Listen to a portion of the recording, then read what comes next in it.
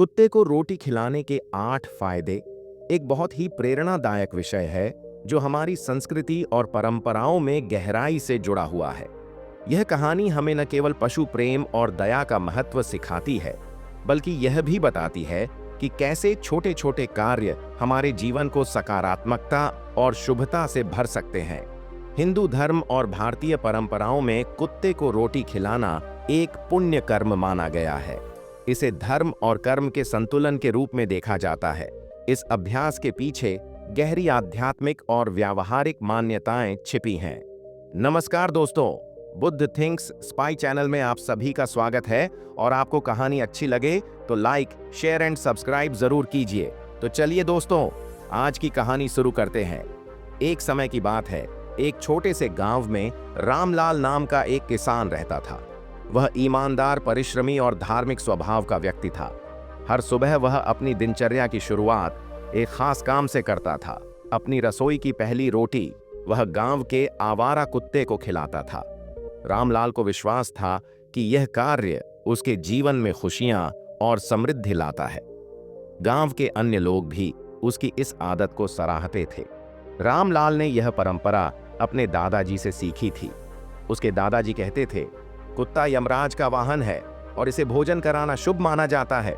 इससे न केवल पितरों की आत्मा को शांति मिलती है, बल्कि यह हमारी दयालुता को भी दर्शाता है। रामलाल ने इस परंपरा को कभी नहीं छोड़ा, चाहे परिस्थितियां कितनी भी कठिन क्यों न हो। एक बार गांव में भयंकर अकाल पड़ा। लोग खाने के लिए तरसने लगे, लेकिन रामलाल ने अपनी थाली का एक हिस्सा हर दिन कुत्ते के लिए अलग रखा। यह देखकर गांव के लोग उससे प्रेरित हुए और उन्होंने भी जरूरतमंद पशुओं को खाना खिलाना शुरू कर दिया। पहला फायदा, कर्म का चक्र। कहानी से पहला सबक यह मिलता है कि हमारे द्वारा किए गए अच्छे कर्म लौटकर हमारे पास ही आते हैं। जब रामलाल कुत्ते को रोटी खिलाता था तो उसे यकीन था कि यह कर्म उसे भविष्य में सुख शांति देगा। वास्तव में जब हम किसी जरूरतमंद की मदद करते हैं तो ब्रह्मांड इसका प्रतिफल देता है। यह अच्छे कर्म का चक्र है जो हमें हमारी परेशानियों से बचाता है। दूसरा फायदा, पुण्य अर्जित करना। हिंदू धर्म में यह मान्यता है कि कुत्ते को रोटी खिलाने से पुण्य की प्राप्ति होती है। कुत्ता यमराज का वाहन है और इसे भोजन कराना यमलोक में भी शांति का मार्ग प्रशस्त करता है। जब रामलाल ने सूखे के समय भी कुत्ते को खिलाना जारी रखा तो यह दर्शाता है कि अच्छे कर्म की महत्ता हर परिस्थिति में बनी रहती है। तीसरा फायदा, नकारात्मक ऊर्जा से बचाव। ऐसा कहा जाता है कि जब हम कुत्ते को खाना खिलाते हैं तो हमारे घर और आसपास की नकारात्मक ऊर्जा कम हो जाती है। कुत्ते को भोजन कराने से सकारात्मक ऊर्जा का संचार होता है। यह हमारे जीवन में शांति और संतुलन बनाए रखता है। चौथा फायदा, पशुओं के प्रति दया का भाव। रामलाल की कहानी हमें यह सिखाती है कि पशुओं के प्रति दया और प्रेम का भाव हमारे अंदर करुणा और संवेदनशीलता को बढ़ाता है। जब हम किसी भूखे कुत्ते को रोटी खिलाते हैं तो हमें यह एहसास होता है कि दुनिया में हर प्राणी का जीवन महत्वपूर्ण है। पांचवा फायदा, आपसी संबंधों में सुधार। जब रामलाल ने कुत्ते को रोटी खिलाने की परंपरा शुरू की तो गांव के लोग भी प्रेरित हुए। उन्होंने इसे अपनाया और एकजुटता का माहौल बना। यह दर्शाता है कि छोटे छोटे दयालु कार्य समाज में आपसी संबंधों को मजबूत करते हैं। छठा फायदा, मानसिक शांति। कुत्ते को रोटी खिलाने से न केवल रामलाल के जीवन में सुख शांति आई, बल्कि यह मानसिक तनाव को भी कम करने में सहायक होता है।